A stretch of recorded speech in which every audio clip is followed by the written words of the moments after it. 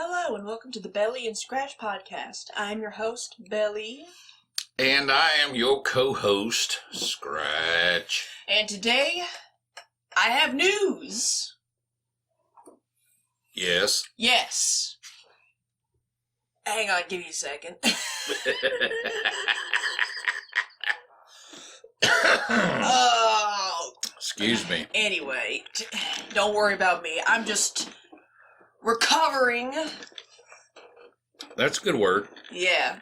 It's my favorite word. It's like an action verb. Indeed. Alright. I have quit my job from the warehouse. I am no longer in charge of over 30-ish people, and people still complain about me doing my job. So, there's that. Yeah, they're about to find out. Yeah, they're about to... Here's something I don't understand, and I know you have seen this a lot more than me, because you're older, and you've been around longer. Yes. It's not something... No. It's not a slam, it just is. It just is. Eh. You know, it's like being mad the sun came up. Up the sun. That. Yeah, exactly. Yeah. So... So after job searching a bit, I've decided that the quote-unquote dream job, I would rather transition into that with this upcoming job versus being stuck in a hot warehouse, lifting boxes and having people, backsass me. Right. Because... You don't get both. You don't get both. Yeah.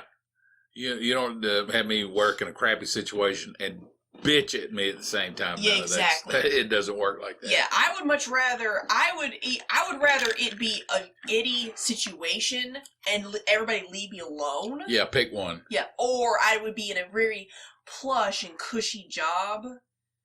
Like, I don't know, a corporate CEO type job. Doesn't have to be CEO, just in that realm. Comfortable chair. Yeah, comfortable chair, AC, yeah, a room view. temperature control. Yeah, big screen TV where I can watch Netflix or something. Right. And then people come in here and be like, what the fuck are you doing? Yeah. Because at least by that point, I would have the authority to have them kicked out or to send me an email that I can ignore. Right. You can't have the shitty situation and get bitched at. I refuse. No, that's bad. Yeah, I refuse. Bad juju. Yeah, that's bad juju. Water. So, basically, yeah, they gonna find out. Right. They gonna find out. I don't know what gets into middle management. I don't either. I mean, you don't get both, middle management and upper management. You're basically being harassed by upper management. Yes. And lower folk. Basically, I think all that middle and slightly upper management is, you're just a buffer between the lowly proletariats and the bourgeoisie. That's basically, to put it in terms that some people will understand. Yeah. Not that I support the ideology, but that's just terminology that I know a lot of people will understand. Does that make sense? I don't get what they don't get. I don't either. I mean, what exactly does your business depend on? What, me? No, that's what I'm saying. Oh, okay. I thought you were talking about what I used to do. Okay. I mean, wouldn't you value your employees? I know, and plus, you know what's extra fucked up? Yeah. If I worked for like a big corporation, that'd be one thing. I would just, brush it off my shoulder, be like, it's a big corporation, they don't give a shit. Well, yeah, no, I see what you're saying. It's big and it's nameless and it's impersonal. Yeah. So, yeah, that's why that stuff comes down that way. But the place I left, it was a small business. Small business where you could go face to face with the owner. Yeah. I could physically walk into the owner's, there's two of them, the owner's offices without having to go through security or like 3 secretaries. Right. So it wasn't a mom and pop shop, but it definitely wasn't a corporation. It was a little bit in the middle on that spectrum. Definitely in the middle. Mm-hmm. And they still gave people shit. Does that not make sense to you? Like, it basically tells me that their business is built on the idea behind what drives it and not necessarily personal interaction or people management. I don't get it. I just don't get it. It's almost like if you treat people well, they want to work for you. They want to. Yeah. Yeah, it's almost like we're having kind of a problem with that nowadays. Definitely. That arm still having issues? No, it's just, I don't know. Okay, no, I know we'll figure it out. I'm just trying to figure it out. The microphone arm is having issues, kind of. Kind of. So if you hear any metallic noises in the background, just think of it as a surprise ASMR. Yeah. Surprise ASMR is my favorite. So, it's almost like we're having to deal with the ramifications nowadays. And honestly and truly, it has to do with the changing cultural dynamic. Oh, I know. There was a time, people from my generation and before, for lack of a better description, I think it has something to do with my parents came out of, they're basically the children of the World War II generation. Mm-hmm. So there's this activity ethic that says, we must work, we must finish the job. Yes. Because that was just the mentality. Because that was the mentality during that time. The Great Depression led into World War II. That was just what they knew. And now, since that the baby boomer generation has grown up and we've become slowly dying off, become profitable and affluent in North America, I think there is, just from a generational transition, there's a change in that particular dynamic where, in other words, at one time people would put up with the bullshit and now they're not. Now they're not. That might be an oversimplification. That's basically it. That's basically what's happening right now. And here's the thing. We're not disagreeing with that either. No, and I'm not saying one's pro or con. No. I'm just saying that that's where we are. Yeah, that's where we are. That's where we are. Mm-hmm. Okay. You can praise it, you can vilify it. It doesn't matter. You can spin it any way you want. Any way you want to. But that's what's happening. That's what's happening. The good old days and blah, blah, blah. I don't know. That's where we are. That's it. Yeah, basically. Okay. I don't know. But here's the thing. What's in the past is what's in the past. And we can talk about the past and we can learn from it. Sure. But we can't go back. No. It comes back around anyway. Oh yeah, like everything runs in cycles. It does. It really does. I mean, if you look at everything historically, they don't teach history anymore in the public schools because they're trying to cover up the footsteps of the past.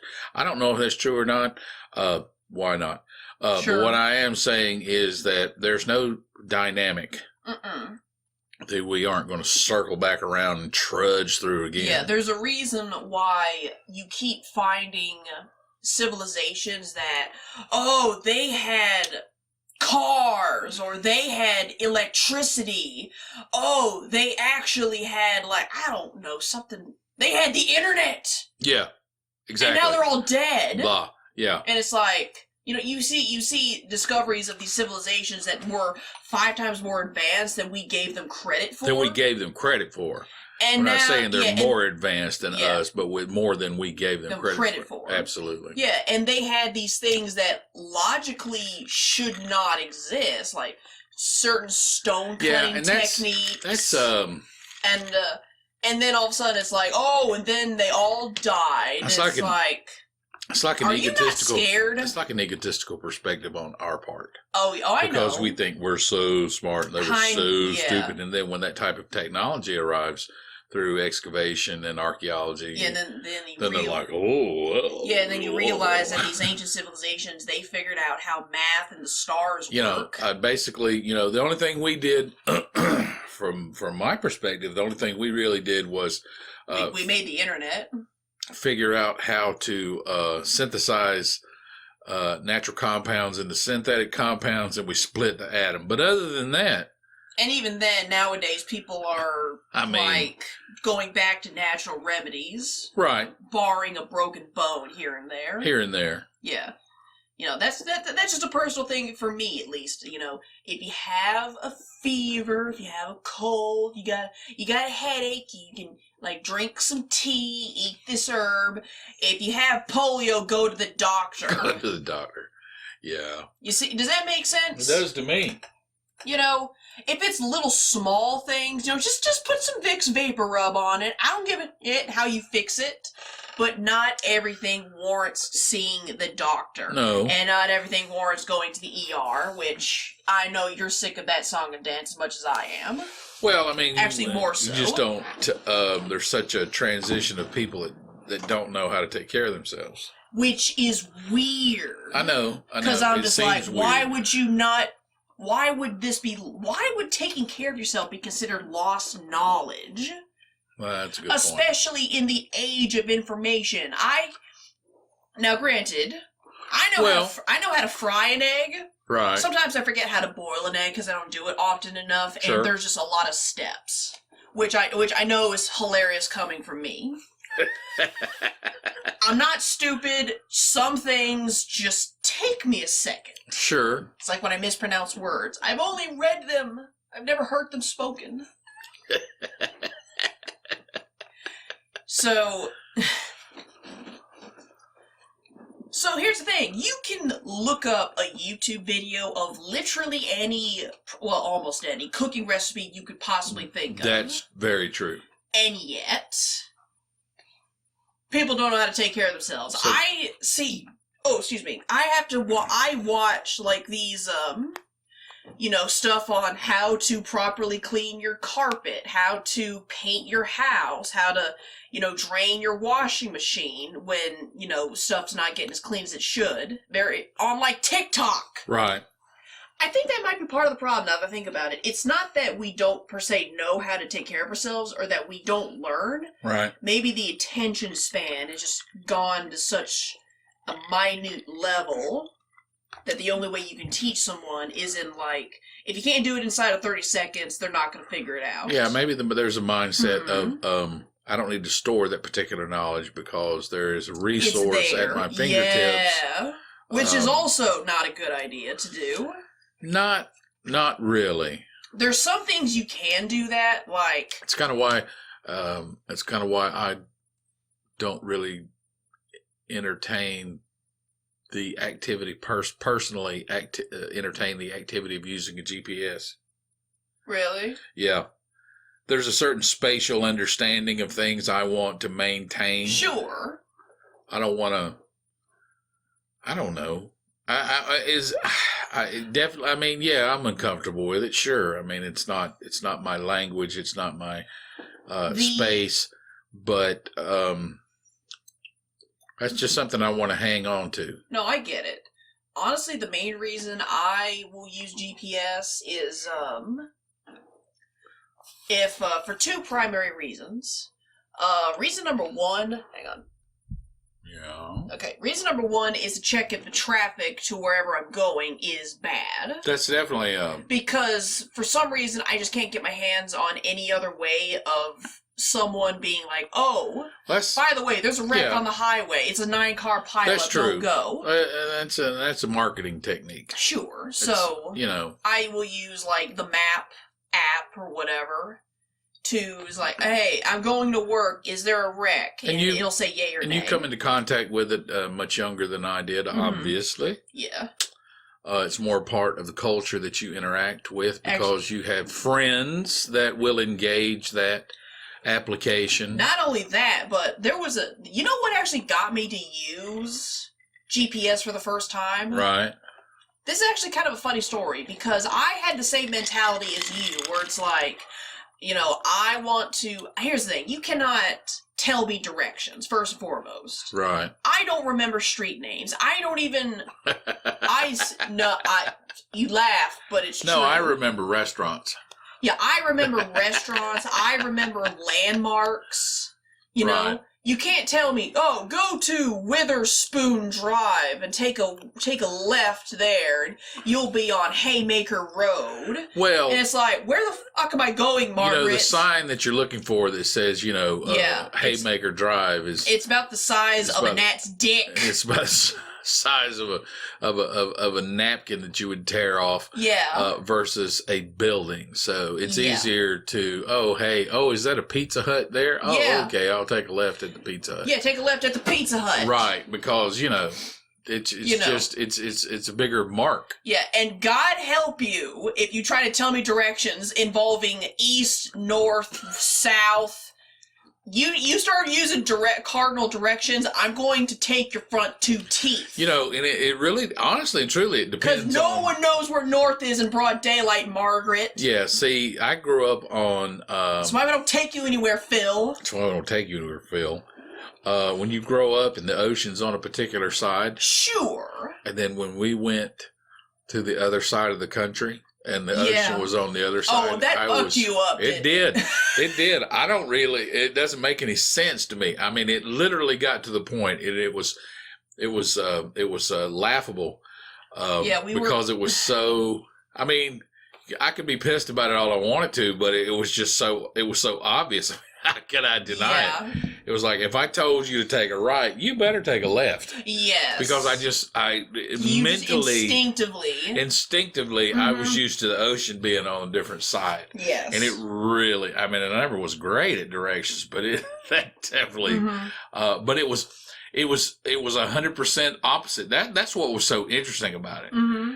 That is my first, if I just let it out, my first reaction, my first pronunciation of something.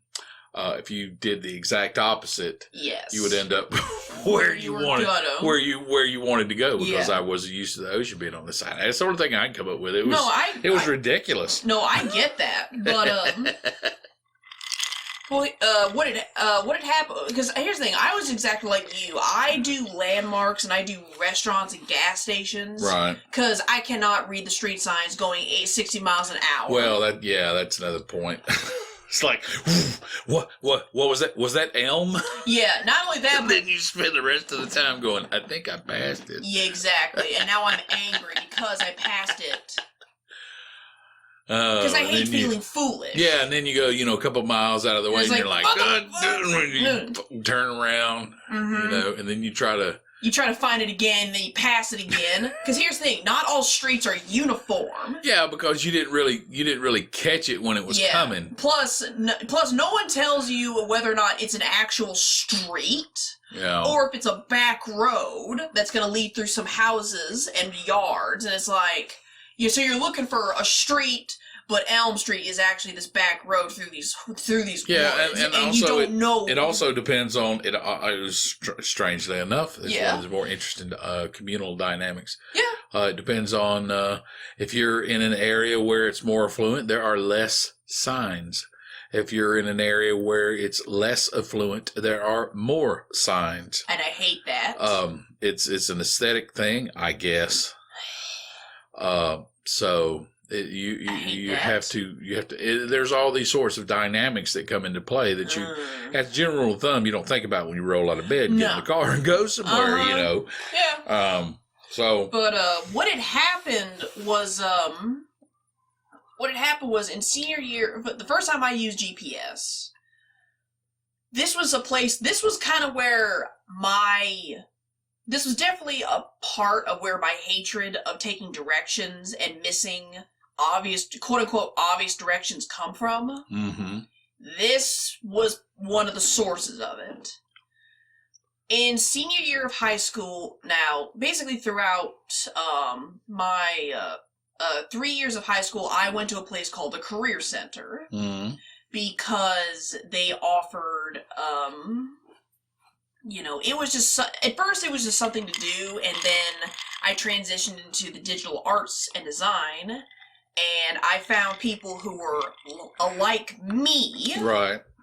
And I stayed in it because it was something I did enjoy doing, and I met people who were like me. You start using this application because other people in the group that you're in, they use it. Yeah. not only that, but, you know, it was the first time in my life, and even to this day, I still haven't completely got it back. Not 100%. Right. But it was the first time I felt like I belonged with the people I surrounded myself with. Yeah, it's like... Does that make sense? Yeah, it's like lightning in a bottle. Yes. This was definitely... Those 3 years that I spent at the Career Center, it was definitely a lightning in the bottle. It's a groove. It's a groove. Definitely. We were all in it. You know, it basically taught me that I am more comfortable with kind of the artsy folk. Right. But the smart artsy folk, because, you know, it's computers. It's Apple computers we were studying on. You kind of have to know how computers work, because Apple's kind of dumb sometimes. I'll have to take your word for it. It can be. I'm just telling you. Well, I mean, you know, it's like it's like the sleeker model of Windows, and I get it. It's like me begrudgingly engaging in using a computer. Yes. You know, you can, and I tried. Mm-hmm. You know, I get it. You can dismiss it and put it on the back shelf. As long as you want to, but the computer was the new typewriter, but and you knew it. And you are going to have to embrace it sooner or later. Yeah, the reason why we used Apple computers is Apple is better for some. I don't know why specifically. Maybe this was just something they could corner the market on. Apple is better predisposed for more artistic computer programs. Oh, absolutely. Like Photoshop and Illustrator and InDesign and whatnot. You know, movie maker. Yeah, movie maker versus Windows computers. Does that make sense? I agree with that. That might be something that they saw in the early days. Well, and they capitalized on it. Yeah, because I mean, you the regular PC was more. It was for work. It was more work related. So they tackled more concrete, less abstract. Yeah, so they tackled the abstract. So yeah, you might as well cash in on what's not being addressed. So which I mean, I'm not upset. That's how you elbow your way into the market. Yeah. Like if I was to actually sit back down, and I will one day. Sure. Because it's not something I'm letting go. I spent too much time learning how to use this tool, Photoshop and Illustrator. Right. For me to not use it again one day. Even if it's for my own personal thing. I would use Apple versus a Windows computer if I was to get serious about it. If I was going to get into that sort of thing, absolutely, yes. Yes. That's basically my whole thing. It doesn't even have to be professional. It could just be for me personally. Like doing Bob Ross paintings in Illustrator. I could do that. Sure. You know, follow tutorial, but do it my way. Anyway, I'm getting off track. So, basically, in the senior year of, my high school, there was a couple things that were taking place. Hang on. There was a couple things taking place. I had to do 2 senior projects in order to pass school. Right. One senior project was at the actual high school I attended, which was appallingly easy. Yeah. And I mean just flat out appallingly easy. Because here's the thing, the senior project that was being run at the high school was being run by my English professor. And because I was one of the few slack-jawed yokels who could actually read Shakespeare... Mm. I'll rephrase that. I read anything he put in front of me. Sure. And he could tell. Right. He liked me. I have an effect on English teachers that way. It's almost like if you... Speak the same language. Yeah, I speak the same language. And it's almost like if you participate in the class, they like you more. You know? So... to participate means you're more interested in it, so... And it validates them as a person for the career. It validates them as a person and the career choices they make. Correct. Absolutely. So he loved me. Yeah.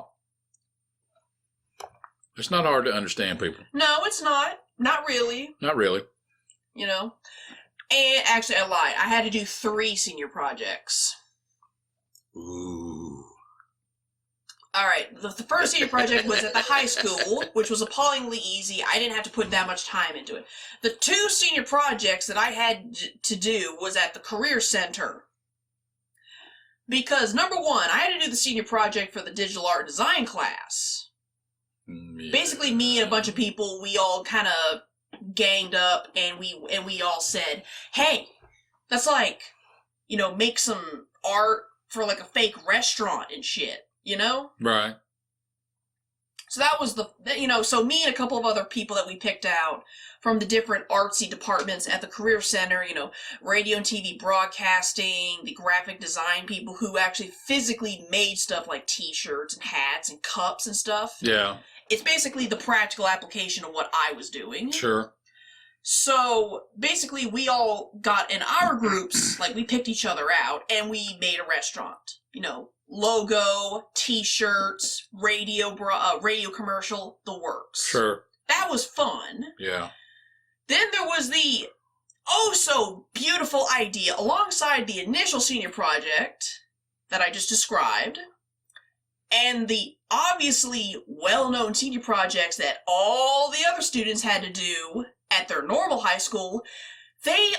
All of the artsy departments decided to get together and make a third senior project where they basically hoard us out to charity organizations. Oh, yeah, I remember that. Yeah.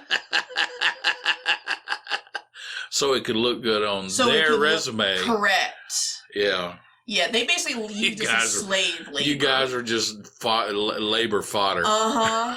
Now, here's the thing. White people. Yeah, anyway. White people. That was my taste of systemic You didn't even get a choice. I didn't even get a choice. That was my taste of systemic oppression right there. Because I can claim Native American immunity and propagate that shit. Help, help. I'm being oppressed. Yes. I could have said that. But me being 17, 18, and being dumb at the time, I couldn't. That's too funny. Yeah. Yeah, I saw that and I thought, I mean, you know, because of course they're going to wrap their motive in the flag of, well, we care, and we're just trying to introduce no that to our No, what they did was just dogpile on an already, ill-equipped populace. I think that constitutes child labor. I just wonder, I mean, did they think that interjecting you and your classmates were going to, what's the words? We're going to increase the value of this entity. I don't know what. I know what the surface level purpose of it was. Were you guys just there as a Band-Aid because they couldn't get their hands on anybody else to help them out? I don't know. I think it's a combination of things. Yeah. Because here's the thing: I'm not slinging mud at the charity organization that I did work for. Because this place still exists, and they do good work, Meals on Wheels. Yeah. That was what my group did. I got no problem with them. Disclaimer, I have no issues with Meals on Wheels as an organization. As of this recording. We're talking about the dynamic that transitioned between you and where you were going to public school. Yes. And then to be farmed out to them. No. I have no issue with Meals on Wheels as an organization because they're not the ones that said, yes, the children. It's always about the children. Yeah. Save the children. Uh-huh. Yeah. No, I have no problem with Meals on Wheels. I don't think you overall, I mean, you had a positive experience. Well, here's the most part. Here's the thing. Here's the thing. For me, these 3 senior projects were nothing. But to the average person, it would have just destroyed them. Right. I'm not saying that makes me better or makes them worse or less. You were a little more focused on academics. Yeah, I was the introvert to where I was, plus being on the spectrum. Right. So I have the ability to become obsessive about certain things. Sure. So I can hyper focus, And I did, That's what which we that's used to fine. call focus. Anyway. Yeah, I know. It's changing of the times, old man. Yeah. So basically what had happened was the surface reason that they made us do the Meals on Wheels charity project, and it wasn't, not all of us got Meals on Wheels. Some of us got other stuff, you know? Yeah. So part of it was they wanted us to have real world experience of what it's like to working with a client, you know, like submitting your thing, going, hey, what do you think about this? And them giving you feedback. You change it as according to feedback, well, and then you submit it again and back and forth. But here's the thing. That's legit. Yeah. Like, that is for real's legit actual work experience. True. So you understand what you're getting ready to go into. Yeah. That's not the problem. That was never the problem. The problem was that we never picked the people we were in the group with. The teachers all just got together. Yeah. The teachers all just got together and decided, oh, I think these people will work good together. They just pick names out of a hat? No. They actually said to us that they grouped all of us up. Didn't you have a... I'm getting to her. Give me a moment. I'm getting to her. Excuse me. Take a sip of water. Or gin. I don't know what it is. There's water in there. I'm just glad it's not vodka. But anyway, no, I'm not slamming you. I know. I'm getting to her. Give me a minute. They legitimately said to us, they got all 4 classes, you know, because radio and TV technically... they're technically separate. Yeah. For, you know, because it's completely different, you know, aspects. Yeah, technically. Technically. They got all 4 classes together, the digital art and design, the graphical arts people, the radio people, and the TV people, all in this auditorium, and they literally said to us that they grouped all of us based on who they felt was the most compatible, like who could do the best teamwork together. I don't buy that at all. I don't buy that at all. I don't buy that at all. Because here's the thing. See, that takes thought. That takes thought. But here's what you can't tell me it would be easier just put everybody's name and but just here's the problem though. Here's the problem though. Yeah. I think they actually did put their thought in it, but they're all shitty judges of character. That because can happen. Here's the thing: if you put everyone's name in a hat and just drew, say, you know, actually, statistically, you could work out one. You wouldn't come out any worse. You couldn't come out any worse. No, not really. Statistically, if you put everyone's name in, like, I don't know, like 4 separate hats. Yeah. And you had to pick a certain number per class. Yeah. For a group, for an organization, you could statistically come away with at least one team where they're just on fire, or at least they were functional. Right. I have never in my life seen such a disastrous, piss poor excuse for groups that they handpicked. They said they handpicked. Well, not one. I'm serious. I went around to my friends. I went around to, you know, they went around to their friends.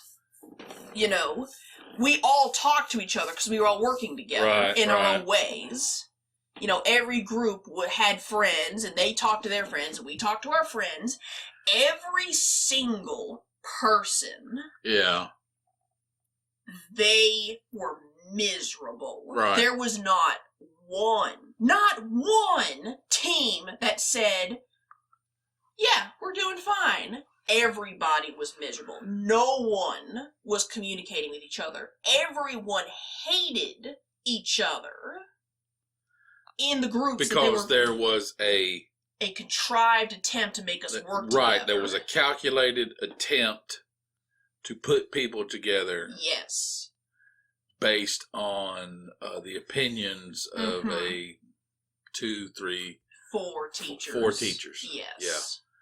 Yeah. I agree with you totally. And I said, you know, statistically, they would have not achieved any less if they had just put from a hat. Just drawn names from a hat. Yes.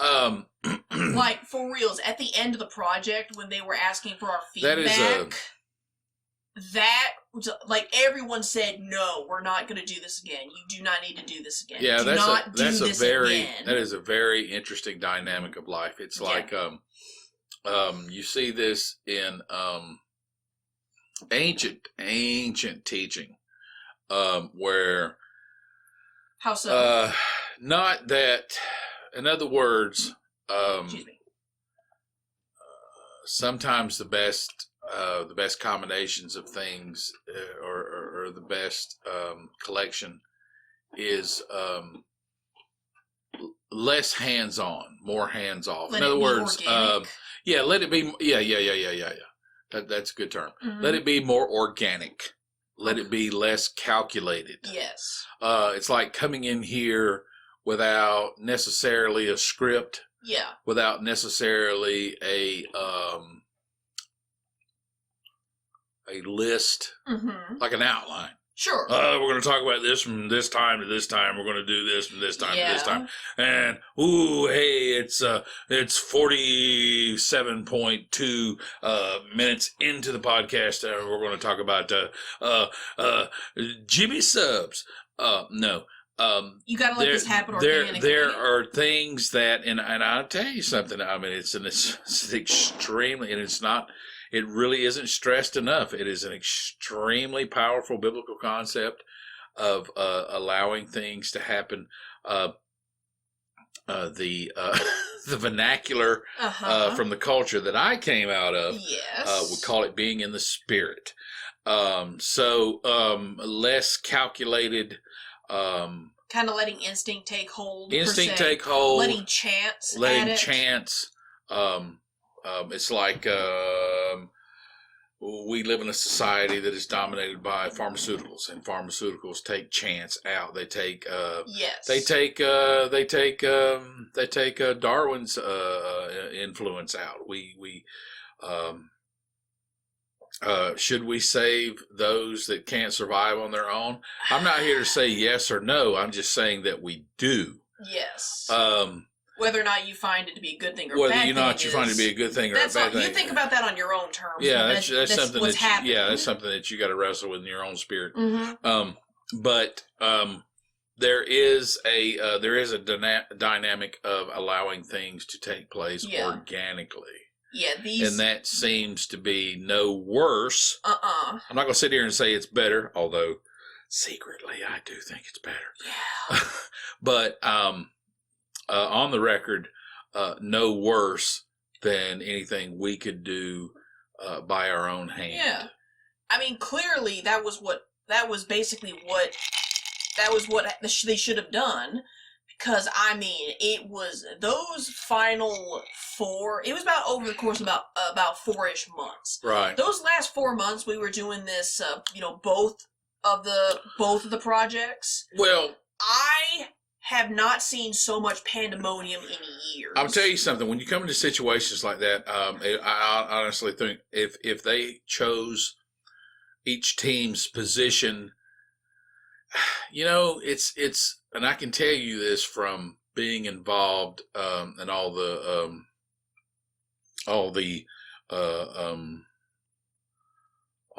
work. Mm-hmm. What's the word? I fell into many situations. Yeah. Where the team that was put together, they didn't fit. They didn't consult me. And they gave me the team to run. And then there were times that they did consult me. And then gave me the team to run. They didn't consult us. Right. And I honestly and truly, I can see there were times that my input was more positive. Yeah.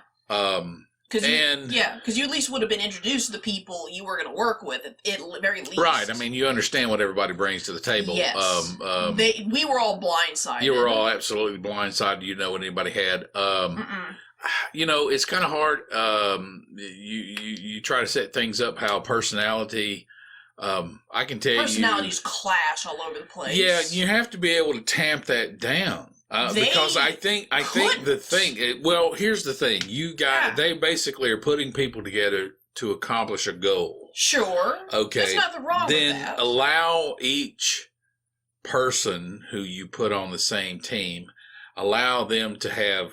Now, I'm not going to say about personality, but let's just say skills. Yes. That complement each other. Mm-hmm. Let's put those on the same team. Yes. Let's start there. Yeah, my strong suit. Yeah, personalities do come into play over the long term. Sure, but like say my strong suit was detail. Right. Like what type of font do we need? What does the canning have to be?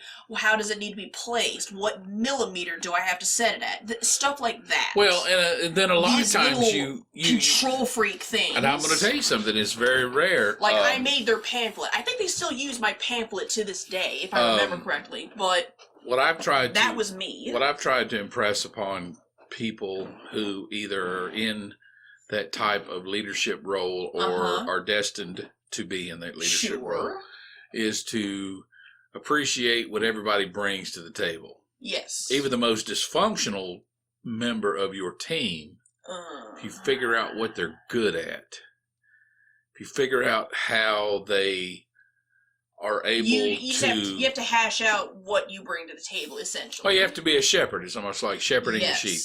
You have to look at the group that you have, and you find what I can remember working with crews that personality-wise didn't mesh off the clock. Sure. But on the clock, you have to have we're gonna transition to what. We're going to transition to what I was reading and writing about earlier. You have to have a common purpose. Sure. And that is what can unite people who don't get along. I agree with that. You have to have you have to have a purpose that each individual in your group, each team member understands what that common and appreciates. They have to appreciate it. Mm-hmm. Okay, because if you have a common goal for the group and you have one person that doesn't appreciate that goal, that's going to cause you problems. Yeah. Okay. And they, and they can, that type of individual can make a break. And there's a certain selfishness that goes into it. Okay. It's like, you signed up for this. This is what we're trying to accomplish. I suppose the dynamics do change if you were not a volunteer for it. Like, true. You were being made to do it. True. Because it was just, like I said, I don't mean to keep going back and forth between the 2 points. The point I'm trying to make is just do it, just let it be organic. Let chance take place. Because otherwise, there was no way for them to stem the fights that would break out on a daily basis. The success that you are going to obtain. Yeah. I think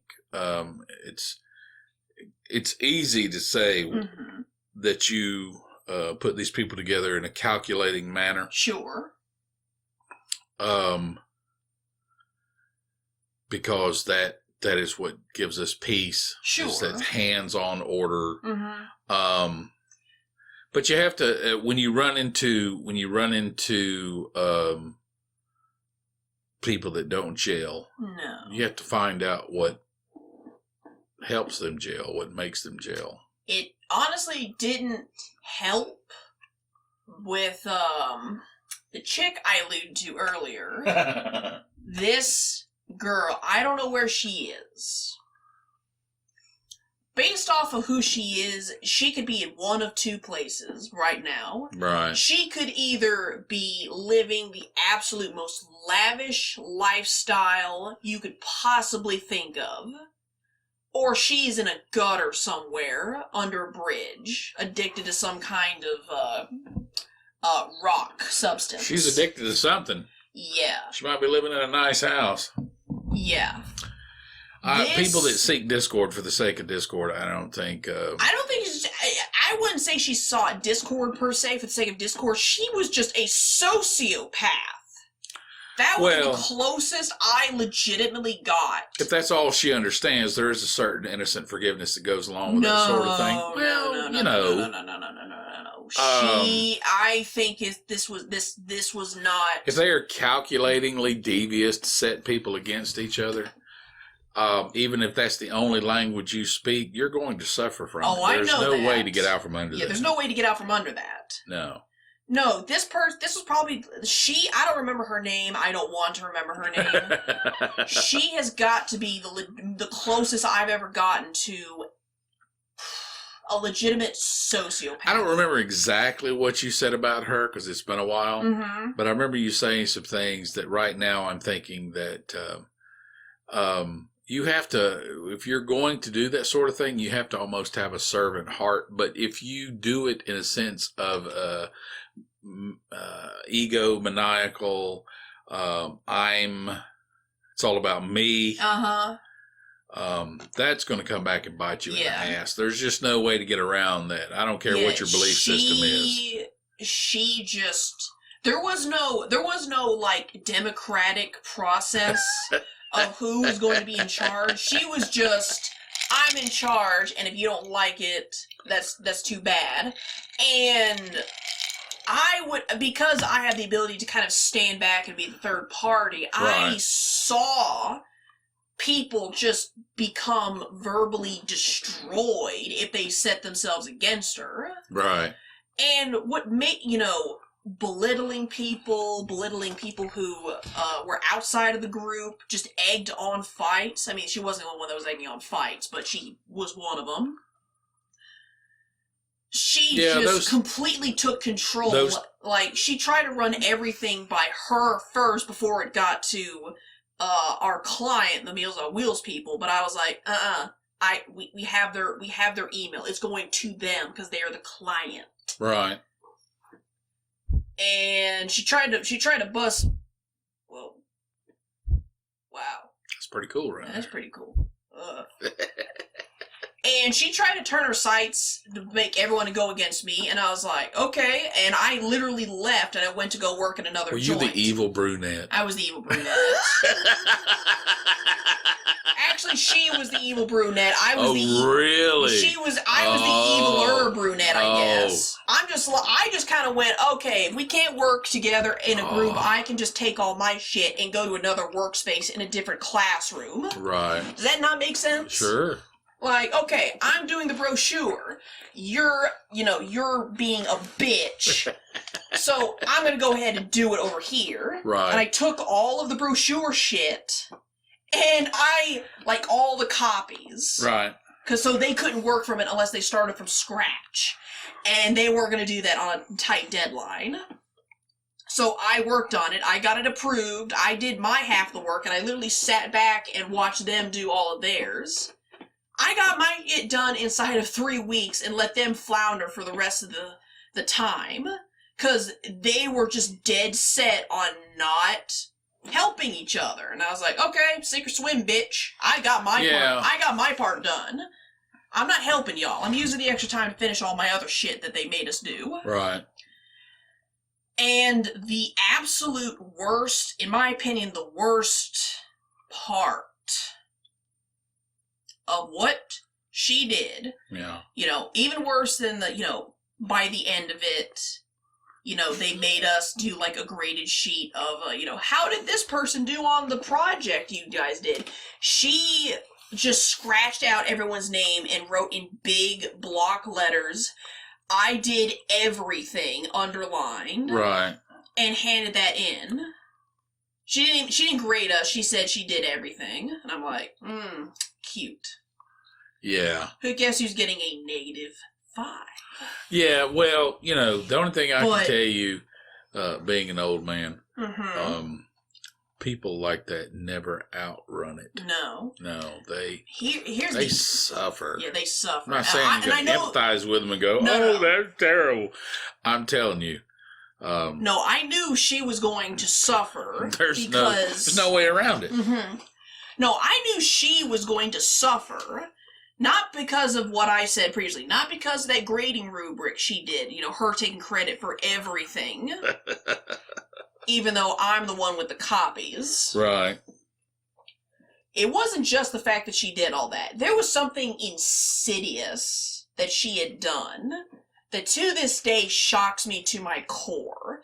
And I could never I never found another example of what I saw took place until years later, now that I'm older. Yeah. Alright, what I'm about to say is going to sound crude and definitely inappropriate because she was seriously underaged. But initially what I saw was she came from the radio classroom. Like, she was initially being taught to do radio shit. Yeah. So, there was this weird dynamic I saw between her and the radio classroom teacher. Like, she would bark orders at him, and he would just fold like a house of cards. I'd like to have met her mom. I would have liked to have met her mom too, because I'm just like, where does this come from? No, she had this. There was no her bending the teacher to do what she wanted. He was already bent. Right. He was there. Right. He was already shattered. You know? It's interesting how she was able to pick up on that and then cash in on it. Uh-huh. Very interesting. He would not raise a finger to her. He wouldn't discipline her in any way, shape, or form. He just folded. Right. Just 100%. And I saw this and I just went, how? Because I only knew 2 relationships in high school, I mean. College is different. Right. In high school, I only understood 2 relationships between the student and the teacher. One where the teacher was standing above you with, the ruler or whatever, and you are the, subservient student. Yes. Or you were kind of on equal terms in some way, shape, or form. Yes, they were still over you, and yes, as a student, they were under. Right, but they were both there for your education. Yeah, and there was some sort of a common goal, like some sort of like a common ground. You were equals in a way. Yeah. This was the first time they just got there first. Yeah. They're just showing you the way. Yes, basically. Yeah. This was the first time I had seen a teacher subservient to the student. Right. And it gave me very icky vibes, because obviously it was the first time I had seen it, but I could never find another example of that until when I got older and I got out in the world. It was... Alright, I'm about to throw a term out, and I'm not going to elaborate on where I know this. I just know people nowadays. Yeah. For better, for worse. Actually, probably for better, because look, you even learn from I learn from everyone. Does that make sense? Sure. That's what they're there for. Uh-huh. Sorry, that's me. No worries.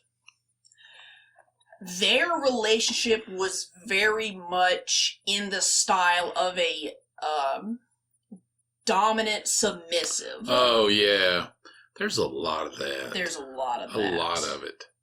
That was the first time I saw it. And if you can identify it, man, you can cash in on it. Mm-hmm. I mean, I don't mean that in a glib, hey man, check this out. Yeah. I mean this is just a dynamic that exists. Yeah. It was a dom-sub relationship between a teacher and a student. Yeah. And she wasn't legal, which was even worse. Yeah. Had they done anything? I don't know. I don't want to know. Right. No. You don't have to. It was the emotional and the mental application of a DS It isn't necessarily relationship. a sexual exchanging fluids kind of interaction. No, because apparently it doesn't always have to be that way. No, it does not. And it happens. It's quite... if you are a dominant personality, sure, if you want to be happy, yes, you will have to understand that not everything is going to be perfect your way. yes. And then there are those that the only way they can embrace life, is for them to have someone else lead them by the hand. Either lead them by the hand or vice versa, dominate the other person. Yeah. They cannot get out. It's like having blinders on. They can't get outside. They can't get into that objective third party situation where they see the damage that they're doing. Yes. Which is really interesting because when it all crashes down, they're all like, what happened? What happened? Yeah, I know. And no, people in that they lack self-awareness. No, really I get it. I feel like that those DS relationships, they can be functional. They can be, but you have to work at it and not do it with your students. And I mean, and obviously there's a smaller percentage of successful ones. But it is possible. It is possible. Yes. And some people live. Yeah.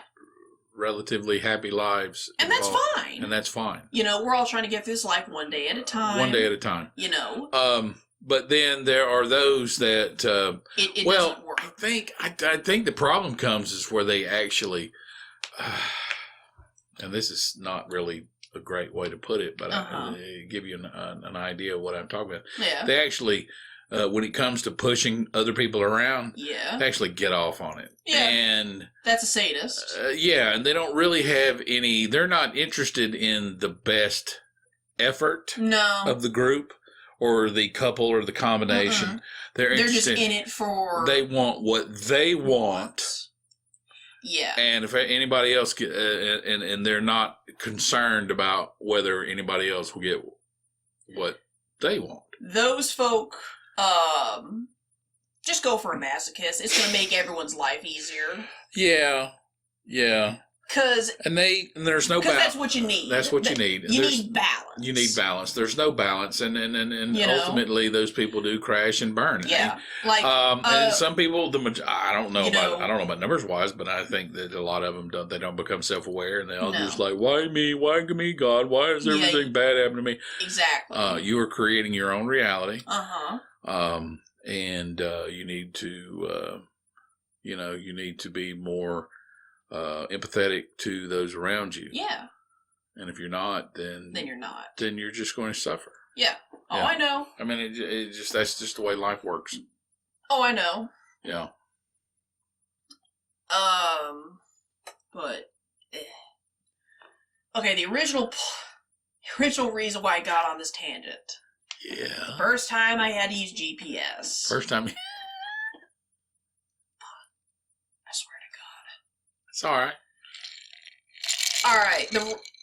Basically, the way this was set up was we had to go out to our local branches of whatever charity we were assigned. We didn't pick, we were assigned them. Right. And we had to volunteer for a whole day or a couple of hours. Yeah. It got us out of school, and I didn't care. Sure. So my happy ass made my way over to the 2 towns over where I did not live. Right. Had never been there up until this point. Mm-hmm. And I'm trying to follow printed out directions that the school gave us. Well, not school. The Career Center gave us. And you were unsuccessful. I was unsuccessful. I went into like a gas station. It's like, hey, do you know where the Meals on Wheels building is? No, I don't. I'm like, but you live here. Yeah. I ran into that so many times. Yeah. And finally, I'm in like a church parking lot. I have 10 minutes before I'm supposed to be inside the building. Right. I am angry. The directions don't help. Like, they missed a street, according to the GPS I pulled up later. I like to show up early. I asked so many people where this place was, and I don't like to ask people for help. Right. You know, for better or for worse, I tend to be pretty self-sufficient to the point where I will not ask for help. Right. Which is probably not the best thing in the world, but, you know, whatever. Sometimes it'd be like that. Sometimes. So, I am just angry because I feel foolish. Right. When it's not me. That's the problem in this particular scenario. So that's when I pulled out my phone and I turned on GPS for the first time. Oh, I see. And I went directly to that building. Got inside, did my hours. That was all she wrote. You were in crisis mode. Yes. That's what forced you to do it. That was what forced me to do it. I got you. That makes sense? Yes, it does. It wasn't laziness. No, that's a human trait. Yeah. No. The reason I started using GPS and getting familiar with it was because I was in crisis mode. That makes sense. Had that never happened, I probably would not have used GPS. Or I would have used it a lot later than I did. Right. But since then, I became very That's an interesting familiar. dynamic. That's a very interesting dynamic. You basically, as long as everything is familiar, yes, and compatible, yes, you can stay within that certain pocket. Yes. But when you got outside, but when there's change, you change with there's it. chaos. Yes. Ooh, we're gonna start talking about chaos. Yeah. You found yourself embracing something that made order out of chaos. It's like that. It's like the Megadeth song. Addicted to chaos. Addicted to chaos. Yeah. But it's all chaos. That's what's so great about it. It's all chaos. And all chaos is new information. New information. That's all it is. That's all it is. You know, be it good information, be it bad information. Bad information. Be it destructive and harmful. You know, be honestly it benign and truly, and beneficial. It's chaos. Information in itself is not good or bad. It just is. It just is. Yes. Oh, I'm going to get so abstract weird right now. Mm-hmm. This is actually something that me and somebody I know from game night. Yeah. He used to be a combat medic. He, for obvious reasons, cannot stand chaos. Oh, yeah, that's got to be tough. Yes, and I get it. That's what I tell people. I can handle surprises, but I don't like them. You don't like surprises. I don't like them. No, but me... But me, it's not that I love chaos. Granted, I've never been inside of a war zone, so I have no experience. I have no frame of reference for that. But outside of that, I see chaos as a challenge. Like, I'll take a minute to like, you know, cry over it and get my head right. But then I'm like, how do I, you know, 3D chess my way out of this? How do you process it? How do I process it? Yeah. How can I logic my way out of it? I think the biggest thing for me personally was understanding that it's all chaos. Yes. That's helped me too. It's not a matter of, I'm so unlucky and I'm not, you know, my life and things are not evolving. Yes. The way that I envision them. Yes. But ultimately, I end up where I'm heading. Yeah. Where my goal is to be. Mm-hmm. It takes a little longer than I'd want it to. But I eventually get there. Yeah. So you do get there. You just don't take the path you thought you would take. You're right. There's a. You have to go with the time. There's this great verse in the Bible where it talks about. Lean not on your own understanding. Basically telling you not to put too much on what you think is in front of you and what you think how it's affecting you. Yeah, I've seen that verse twisted into, you know, completely rely on God and the church and, you know, basically to use it to make people subservient. That is an option. But I choose to see it as... My understanding is limited. Right. Therefore, you should just go forward. Yeah. And adapt. And that's another option. Yes. Yes. Absolutely. You know, it's not that it's not that you don't listen to God. It's just at one time in my life, I would look at people and think they were weak because they just sat back and allowed things to unfold without them actively engaged. Sure. But now I understand that that's just for some people. Yeah, some people do that. And the other option is for other people. Yeah. That's it. And sometimes you have to do both. Sometimes you have to do both. Yeah. Yes. Yeah. Like it doesn't make you more or less. No. It just makes you just get to the point where you understand that this situation takes this application. Yeah. And that situation over there takes that application. That's it. Yeah, I look at it as, I will allow life to happen. Yeah. And go see the opportunities presented to me, but then I get restless. Right. And then I get up and go, I want to go out and do something. And then I go out and I do stuff out of my own volition, and then I get tired. Right. And I want to sit back down. You know, it's very interesting because there are certain things that you look at that you get involved in that you have been warned. Yes. About that yes. There are concerns about. And you're like, I'm going to push the envelope here. Yes. Sooner or later, you learn that those warnings exist for a reason. Those warnings exist for a reason, and they're also part of you that will understand that sometimes you need to push the envelope. Yes. I don't believe in being 100% sheltered and listen to everything the hearsay. Right. I believe I don't know, if you're a T-pose religion person, go hang out with the atheists. Go hang out. Yeah, give it a shot. Go hang out with the people who are scientists. Go, and vice versa. And vice versa. If you're an atheist, go hang out with religious people. If you're secular, hang out with the non-secular. And I put this, and I will put this to left, anyone. If you look at somebody on the opposite side of the fence, and you're like, under no circumstances will I ever engage and involve myself with these people, you're scared. Yeah, you're scared. You're scared. Okay, you're scared, and that goes for secular and non-secular. Yeah, and everything in between. And everything in between. If what you know is what you know, and it's so great, and it's then somebody suggesting something alternative shouldn't scare you. Shouldn't scare you. Yeah, this is why. Yeah, this is why people who are of different religions than me, they don't scare me. No. I want to talk to some of them. No. And I'll talk to them. Yeah, I'll talk to them. Sure.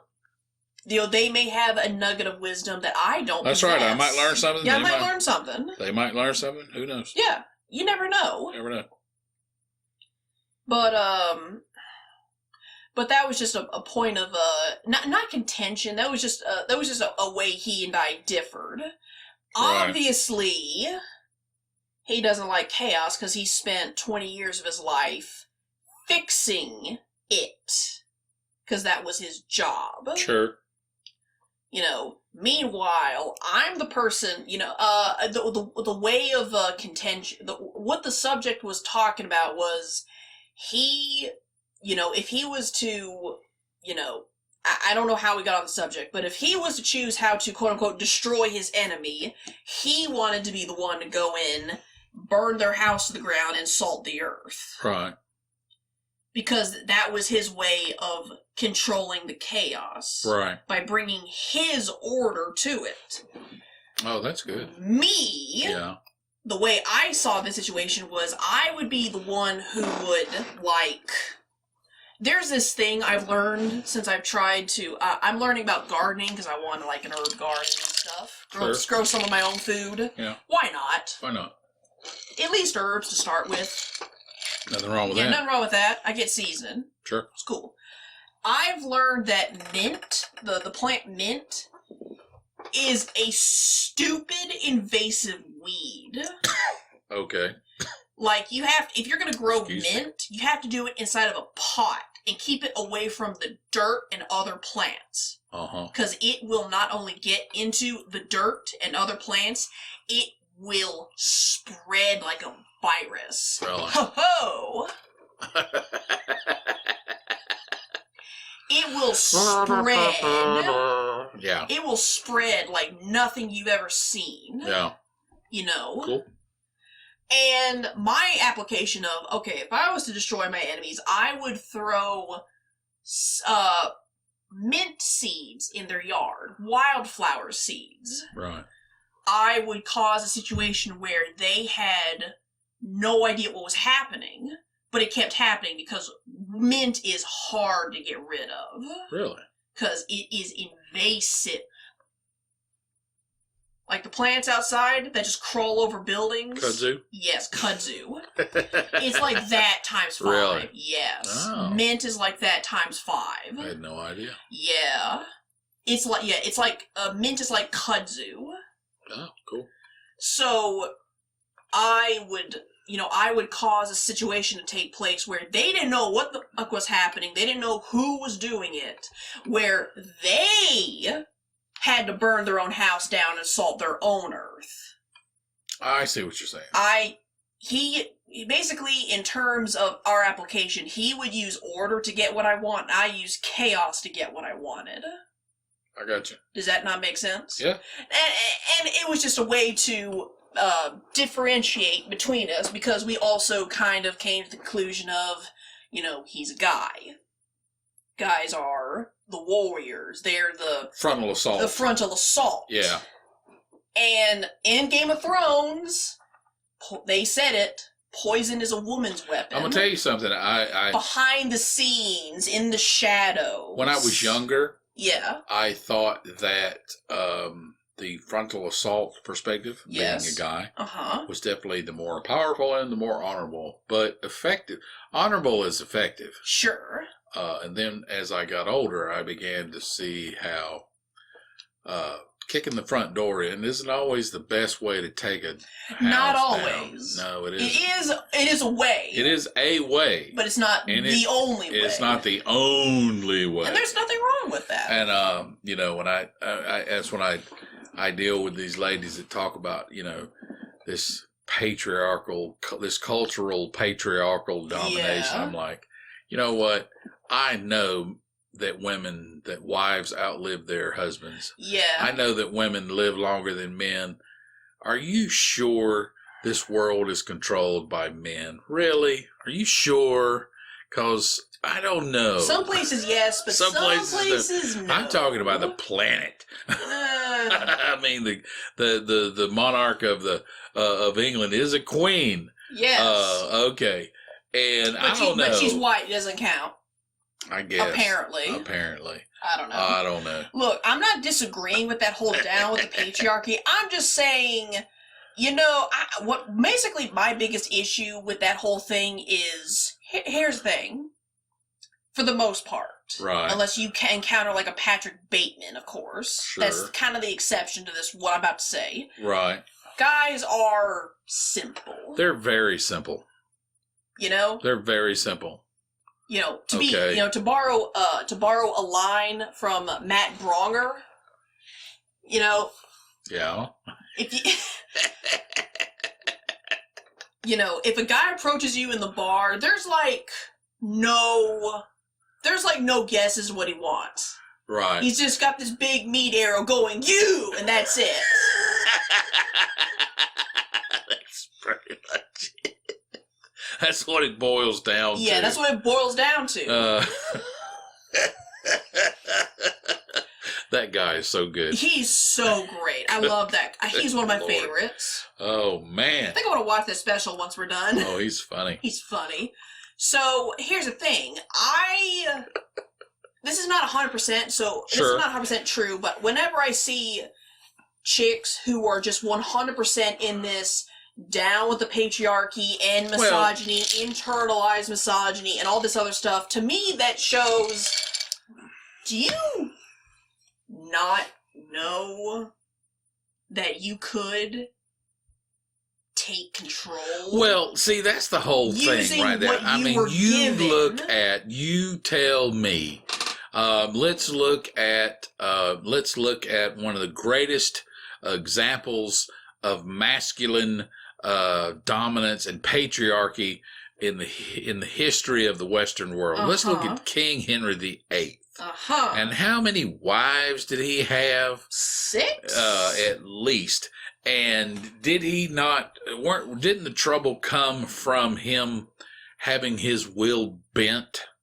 I mean, the whole thing of him divorcing his first wife, Anne Catherine, for Anne Boleyn. Yeah. That has more to do with a woman than it does a woman dominating than a man. Yeah. Because this basically woman said that if you want me, this is this is what you have to do. This is what you have to do. And someone who basically is master of the universe. He was bound and determined to move hell and high water. Yes, and that is the term, to move hell and high water to accommodate what she wanted, so he could get what he wanted.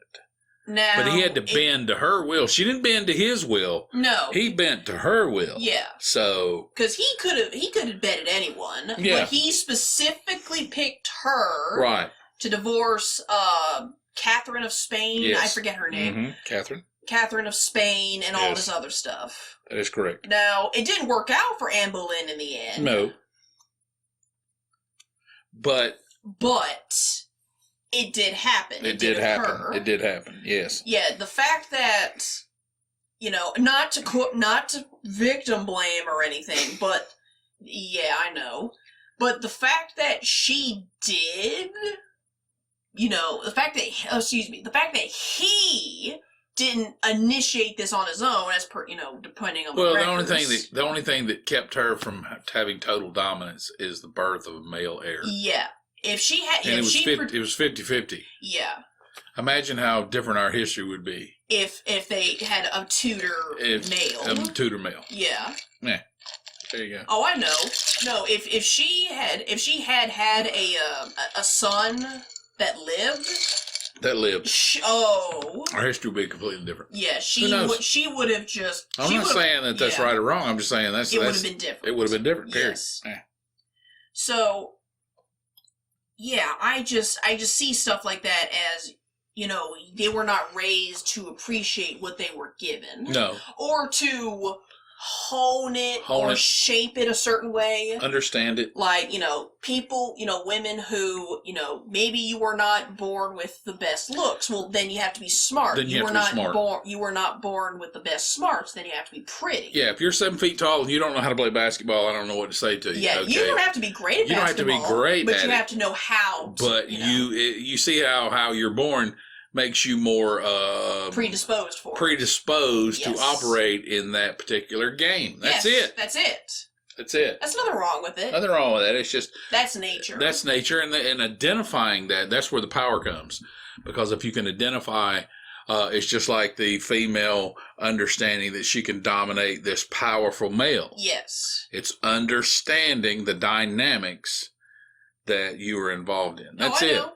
It's very simple. Oh, yeah. It's very simple. Oh, I get it. But, it sometimes it'd be like that. Sometimes it'd be like that. Yeah. It's just different. It's been a good day. I feel better. Yeah, good. You look better. Yeah. He was kind of...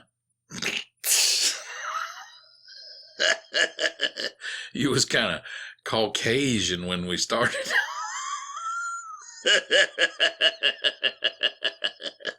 You was a little pale. Uh-huh. A little pale face. Yeah, I felt it. I feel relaxed now. Well, good. I think it has more to do with, I agree that you obviously have ingested something that does not agree with you. Uh-huh. I'm not discounting that at all. Uh-huh. But you are in the middle of a big transition that does hold some sway. Oh, I know. And that's I'm about to start a new job. job. Happy for you because I know I can tell you from personal experience about becoming unhappy with a job and not getting out when you should, and getting a little, and it eventually make you crazy, and then they will eventually put you out. That's happened to me. I just didn't have the. I was like, I can handle this. Yeah. And apparently I couldn't. Well, here's the thing.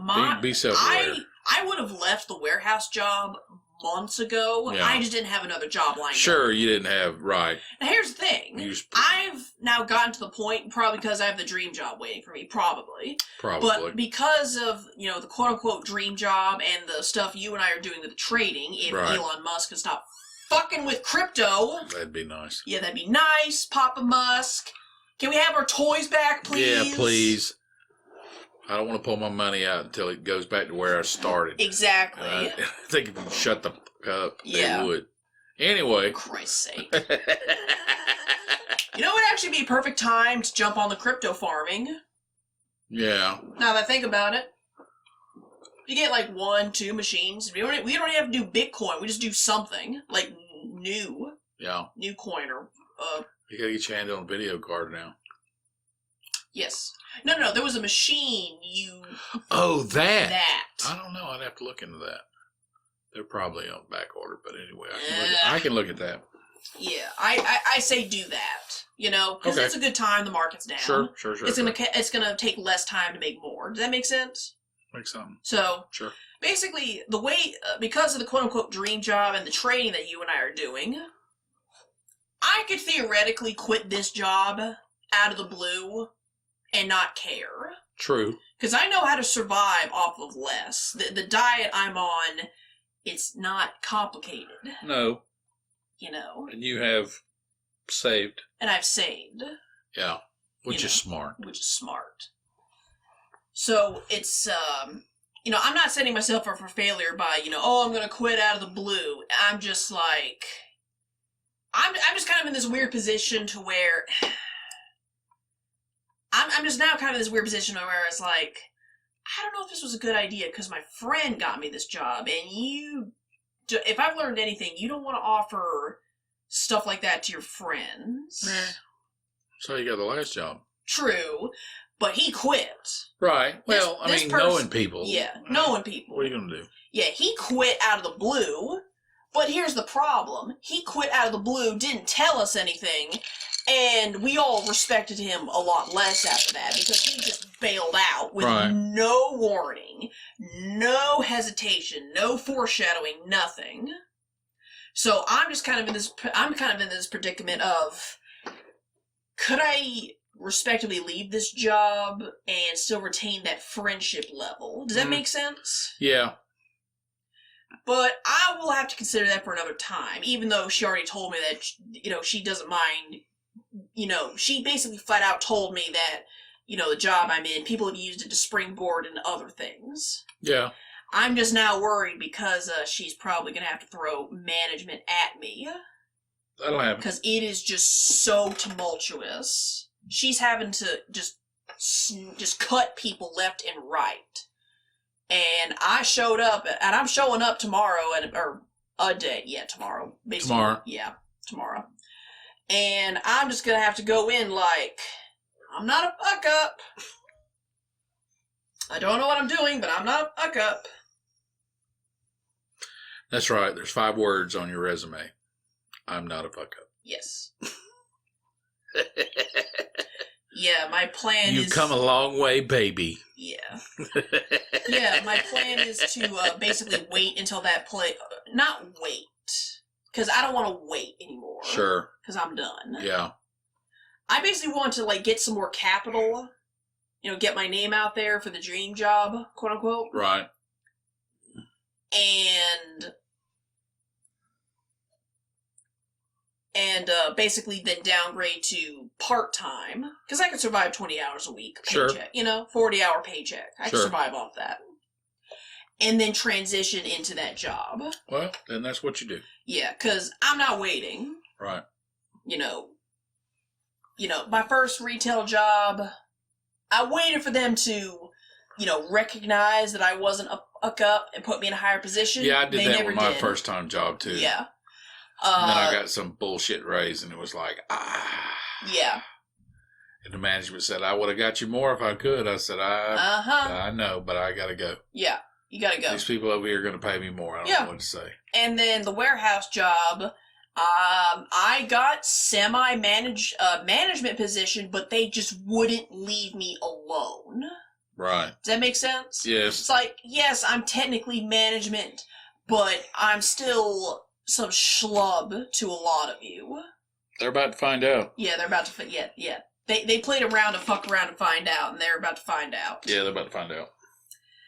So, you know, I'm not waiting for any sort of recognition or going for management. I'm not. This is a springboard job, and that's what it's going to be. Sure. You know, they can throw whatever they want at me. I'm not staying. Like, it is going to be I'm not staying in this job more than a year. Right. You know, the other jobs, I was like, I'll get out after 3 years, and I did. This job, no. I already have something lined up. Now, yeah. I need capital and need time to get my name out. That's what it takes, time. Yes. I don't mind waiting, but I'm going to do it my way. That's cool. All right. Was there anything you want to talk about? I'm good. You sure? Yeah. Okay. Anything I can talk about, we'll get to. Oh, I know. Yes, written down over there. All right. Well, that's it, folks. I was your host, Bel-E. And I was your co-host, Mr. Scratch. And we'll see you guys next Tuesday. Next Tuesday. Bye.